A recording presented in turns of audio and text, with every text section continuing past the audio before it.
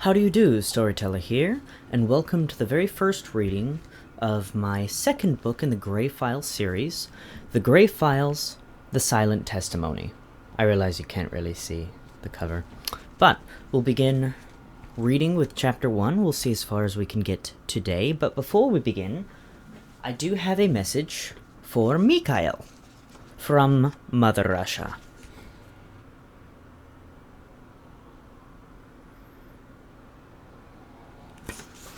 Now to carry on. The Grey Files, Chapter 1. Boredom. More than anything, Sebastian hated to be bored. When idle too long, his mind would drift into unwanted places. His mood would turn foul.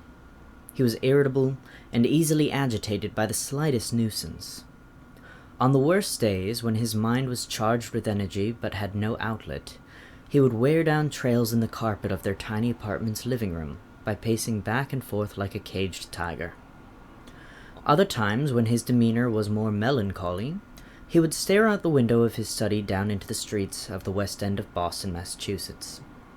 People would bustle by without notice as he watched the traffic lights change and the cars speed by, the occasional police sirens breaking his concentration as he watched the red and blue lights fade into the distance. But on days when the boredom was truly unbearable, and he could not keep his mind from straying, he thought of her. Each time, the memory was slightly different. He struggled to remember exactly how her voice sounded when she said those precious words, "I love you too," through smiling, lying lips. He tried to remember exactly how long it had been since she had walked out on him, leaving him with so many unanswered questions. Weeks? Months? He was unsure. Work had kept him busy enough to distract him through the grief of letting go. But on slow days when the city of Boston seemed as quiet as a church and the department had no need of a detective, the boredom would set in. He would find ways to distract himself, if he truly wanted to. But in a way, he savored those sullen moments where he allowed his mind to drift. Punishing his heart with unhealed scars, he let his memories flood back for just a while, and allowed the images of her to return. Perhaps he could let go and move on if only he had closure. If he knew why she had left, or where she had gone, or what he had done to cause her to leave without goodbye. He wouldn't be angry with her, surely heartbroken, but able to move on if only he had an answer. Why? Why? That was the question that repeated in his mind as Sebastian lay flat on his back on the living room carpet. He stared into the ceiling, his eyes tracing the crack along one corner. The plush carpet gave him some comfort, his arms folded behind his head as he allowed his eyes to close. There were few escapes from the boredom, but one was to sleep. A short rest, and he would have the energy to do something other than wallow in self-pity. But he would indulge in the melancholy a while longer, until he drifted off. The front door of the apartment opened and closed without stirring the detective, asleep on the living room floor. The carpet muffled the footfalls of combat boots as they approached. Nick Donovan, Sebastian's best friend and roommate, had arrived home on his lunch break from the police station. Still wearing his bulletproof vest, boots, and jingling utility belt, he made enough noise that should have woken his friend.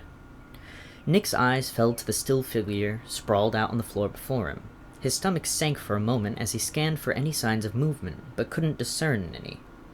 He dropped to his knees and gripped his friend's shoulders, shaking them roughly, calling his name in a gruff voice. "Sebastian!" The cry of his name, combined with the aggressive grip on his shoulder, woke Sebastian from his nap, dazed and frenzied. He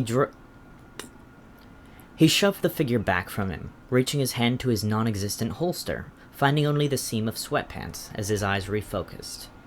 As his senses returned, he saw his friend Nick scrambling up from the floor, his face still slightly pale. "What happened?" Sebastian asked, collecting his composure as he picked himself up off the ground, slightly embarrassed from his startled reaction. "I saw you laying on the floor," Nick reasoned, his brows knit together in concern. "You didn't budge at all when I walked in the room. I was concerned." Sebastian chuckled, combing back his greasy hair with his fingers. "I was asleep." Nick shook his head as he passed by into their tiny kitchen, his voice muffled as he stooped to dig through the refrigerator. "Next time try napping on the couch so you don't give me a heart attack. I came home to let you know that Lieutenant Bradford has a new case for you, if you're interested." Sebastian perked up at the news of a case, following Nick into the kitchen where the officer was still rooting around in the bottom of the drawer of the refrigerator. "What sort of case is it?" Nick shrugged. "Missing teenager. Nothing big, but I told him you were bored and you would probably take it." He was slightly less eager. Most cases of missing teenagers were resolved in the following 48 hours. Runaways, impromptu sleepovers, partying, concerts. There were plenty of reasons for teenagers to disappear for a day or two without notice.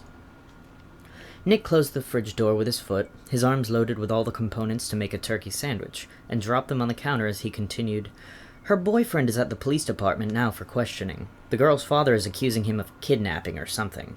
You should talk to the lieutenant about it. He could tell you more." Sebastian watched his friend try to spread mustard on the bread with the side of his finger, making a mess of the counter and the sandwich. He haphazardly stacked the cheese, turkey, and lettuce onto the sopping bread, a little too unevenly for the top bread to stay in place. In horror, he watched Nick crush down the sandwich with his mustard-smeared palm, flattening it to a manageable size before peeling it up from the counter and taking a bite. With his mouth full, Nick commented, "You may want to clean up before you head to the station, though. You look terrible." Despite the grotesque display of talking with his mouth full of mustard sandwich globs, Nick was probably right. Sebastian glanced down at his dark t-shirt, which he had worn the past 2 days, and his sweatpants, which were food-stained. He knew his long hair was greasy since he constantly had to retuck it behind his ears. Sebastian had considered getting it cut to a manageable length, but each time he thought about it, he shrugged the idea away, remembering how he loved his long hair. And how much she had loved it too. "I'll take a shower before I go," Sebastian agreed, leaving Nick in the kitchen with his mess. Closing the door of his room, he found a black dress shirt and khakis. He tried to dress more professionally when he had to visit the police station, sticking to turtlenecks or t-shirts when he was free to work on a case on his own. He took a steaming hot shower and shaved, leaving only the trace of a black mustache as he studied his reflection in the foggy mirror. He couldn't decide if he looked more like Clark Gable or a 1980s porn star. In the end, he shaved it off completely, knowing the mustache would only fuel Nick's teasing of his unusual, unkempt appearance. Snatching his wallet, phone, and keys, Sebastian left the apartment and stepped out onto Franklin Street. It was a short walk to the police station, and the fresh air of the early afternoon felt reinvigorating, combined with the promise of a new case. End of Chapter 1. These are relatively short chapters. I try to keep them short because I find it more I find it easier to read. It's less daunting. So, I'll continue. I'll stop talking. Chapter 2. The Boston Police Department. The Boston Police Department building is a modern-looking tower of steel and glass standing out amid the lush green trees planted around it. The doors slid open, wafting a cool, air-conditioned breeze from the inside, where lowered voices echoed off the smooth tile floors. Sebastian's polished dress shoes softly clicked against the tile as he kept his head low and strode swiftly toward the Lieutenant Bradford's office in the detectives division. He found the door open, with the lieutenant sitting at a desk, holding a styrofoam cup of steaming hot coffee as he stared into his computer monitor. He glanced up as Sebastian entered the room, setting his cup down and greeting the detective with a warm handshake. "Thank you for coming in so quickly. Nick tells me you were getting restless waiting for a new case. I have one for you, though I'm afraid it isn't very exciting. Take a seat." He motioned across to the plastic folding chair across the desk. Sebastian obediently sat, wary as the plastic creaked warningly under his weight. Lieutenant Bradford turned his computer monitor around for Sebastian to see. Hannah Miller, white female, age 17, brown hair, green eyes, reported missing after a 24-hour period of no contact. The report was filed by her father, Stephen Miller, who suspects that his daughter was abducted by her boyfriend, 18-year-old Matthew Collins. The two were last seen together the previous day before her abduction. A search of his apartment by police found Hannah's class ring on the sink in Collins' bathroom. He's being held on suspicion of abducting a minor. He's here in interview room 4 when you're ready to speak to him. he concluded, handing Sebastian a slip of paper. "I've written down the Miller's address for you to interview the parents. They've given consent for you to search Hannah's room." Sebastian took the note with the address and tucked it into his pocket. "Thank you. I'll talk to Matthew now and see what I can learn." The lieutenant put up his hand. "Please understand, we're holding him here as a formality for the parents' sake, but I'm not convinced that Matthew Collins actually abducted the girl. Most cases like these resolve themselves within a few days, so get their statements, look around, and try to keep the parents calm. I wouldn't be surprised if she walks in the front door before you get there." The first interview. Waving his keycard across the entry pad, the latch softly clicked as the door to the interview room 4 unlocked. Inside, a figure dressed in baggy orange clothes sat at the bare table. The young man looked disheveled, with his hair matted down and his eyes reddened and swollen.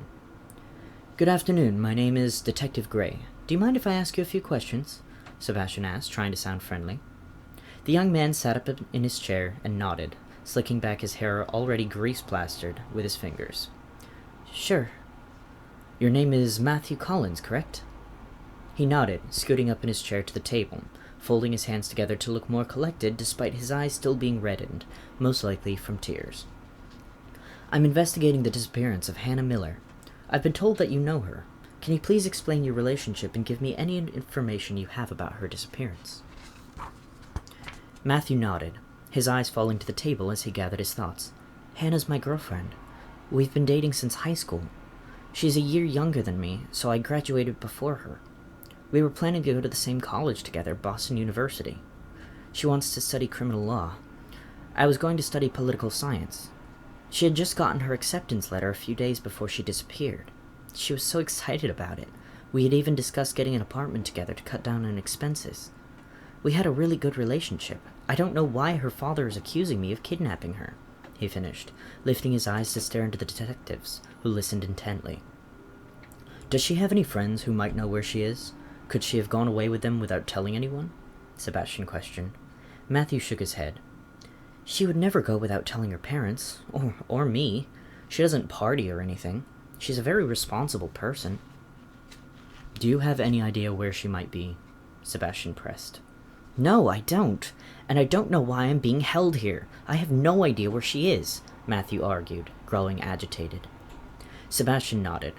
"I understand your frustration, but Hannah Miller's class ring was found in your apartment, so the police have to investigate the claims of your possible involvement. She had stayed the weekend with me before she disappeared. That's why her ring was on the bathroom sink. She constantly forgot it there. I brought her home on Sunday night. Monday, the day she disappeared, she was planning to hang out with her best friend Taylor Hill. I can give you her phone number." Sebastian was surprised that Taylor's name wasn't mentioned in the police report. "Do the police know that Hannah and Taylor were planning to meet?" Matthew nodded. "I told them, but I don't know if anyone's spoken to her yet. I've been stuck here since yesterday." Sebastian handed Matthew a scrap of paper and pen, asking for Taylor Hill's number. Tucking it into the pocket beside the Miller's address, he thanked Matthew for his cooperation and promised to do his best to track down Hannah and resolve the matter quickly. The young man returned to his slouched posture in the chair, leaning his head back and crossing his arms as Sebastian left the room. In the hallway outside the interview rooms, Nick Donovan rounded the corner and offered his friend a smile. "Lieutenant Bradford said I can join you to visit the Miller house. I have the permits and search warrants if we need them. We can take my patrol car." The Miller residence. The Miller family lived just outside of the downtown area, in a residential neighborhood with high picket fences and lush green lawns. It was clearly an upper-middle-class neighborhood, the kind Sebastian knew he could never be able to afford to live in. Their house was a 3-story Victorian home with a dual driveway. Trotting up the pavement to the house, Sebastian and Nick rang the doorbell and listened for movement inside. They heard the turning of a lock before the door swung open inward.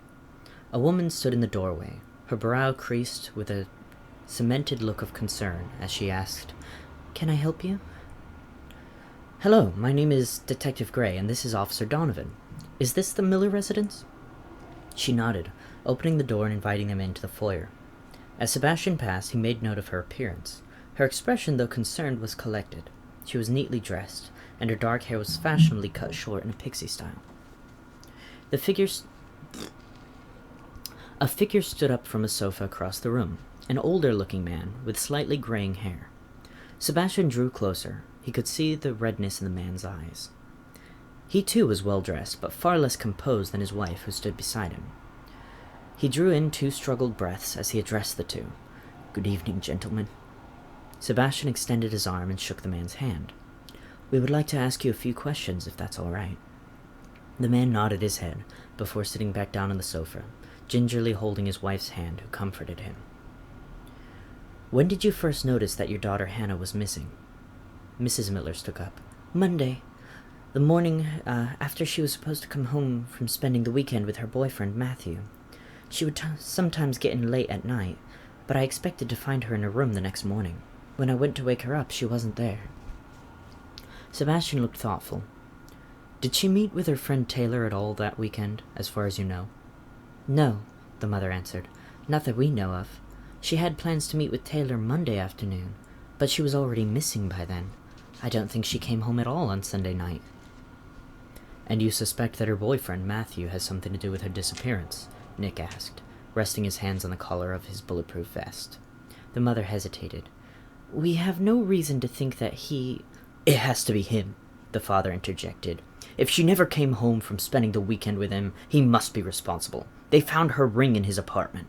She would never left without it." Mrs. Miller held her husband's hand tighter, hushing him softly. "I'm sorry. He's very upset.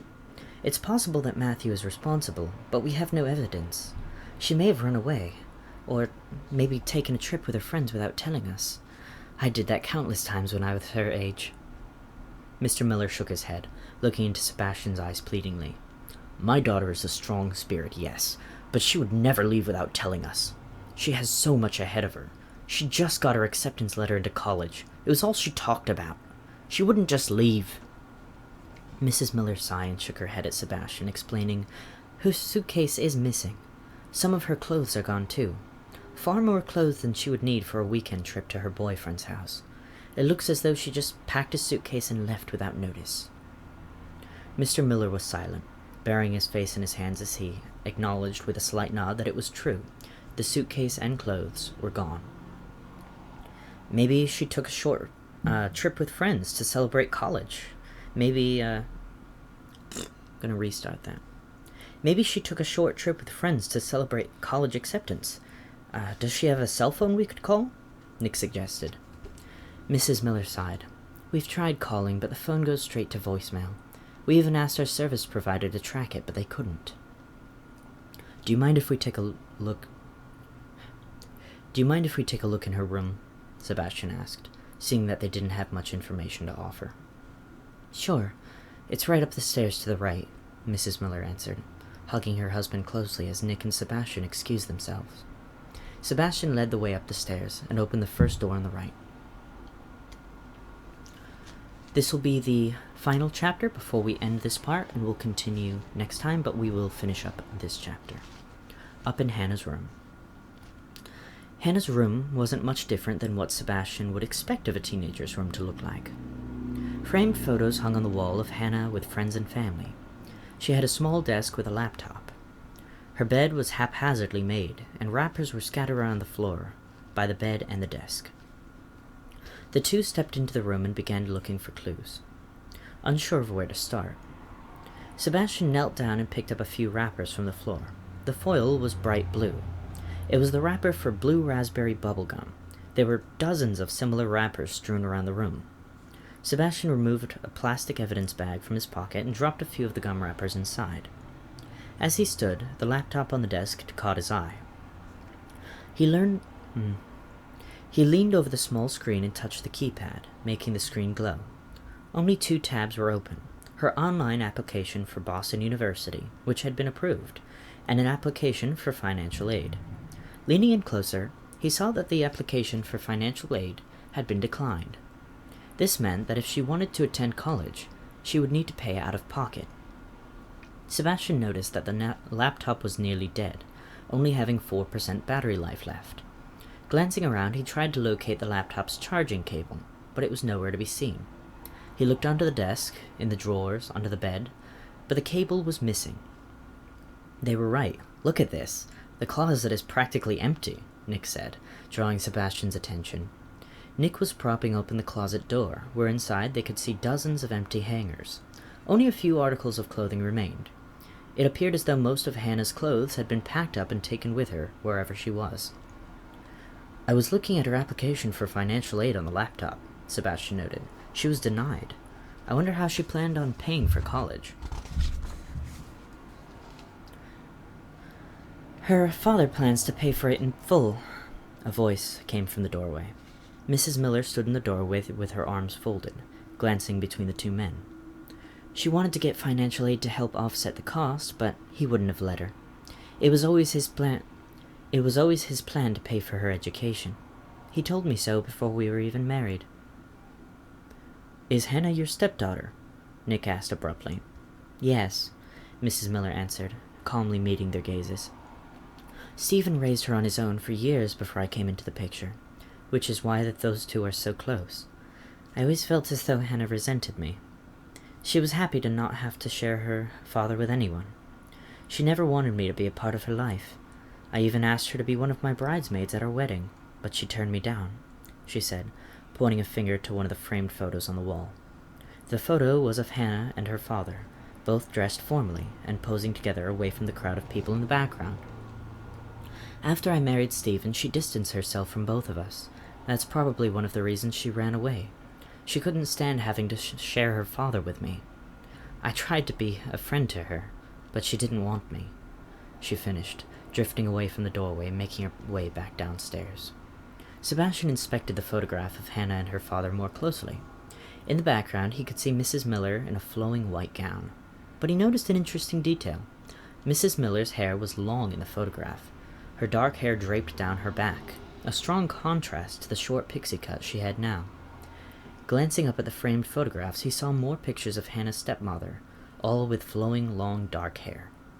None of the pictures showed Mrs. Miller with the hairstyle she had now, meaning it was recent. Nick, I need you to do me a favor, Sebastian said, softly to avoid being overheard. Nick nodded deeply, stepping closer and asking what he could do. Find the master bedroom, where those two sleep. When you're there, look for a purse or a wallet that may belong to Mrs. Miller. Nick's eyes widened. You want me to steal her purse? No, Sebastian reassured. We'll put it right back, but I'm looking for something in particular. No time to explain. Just find it for me, and for heaven's sake, don't get caught. Hesitantly, Nick nodded and ducked into the hallway, glancing around carefully as he skulked. Sebastian used the time to pull out his cell phone and remove the little card with Taylor Hall's phone number that he had gotten from Matthew Collins. He punched in the number and put the phone to his ear.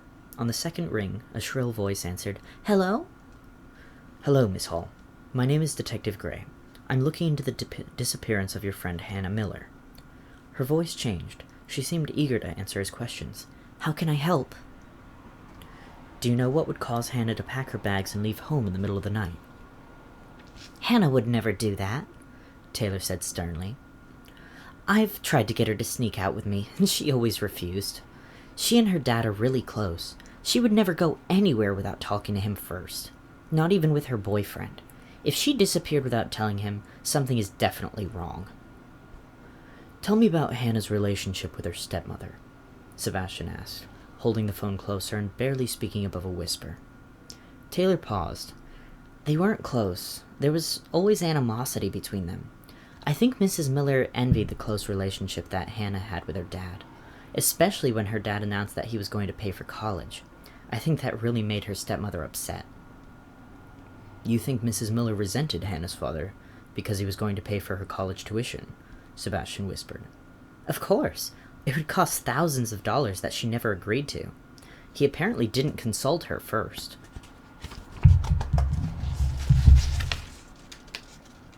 Thick pages. There we go. At that moment, Nick darted back into the bedroom, carrying a small handbag under his arm, looking like a guilty thief. "I have to let you go now, Taylor. Thank you for your help. Call me again if I can be of any help. Good luck, Detective." Nick shoved the purse into Sebastian's hands, visibly trembling. Never ask me to do that again. I don't enjoy sneaking around.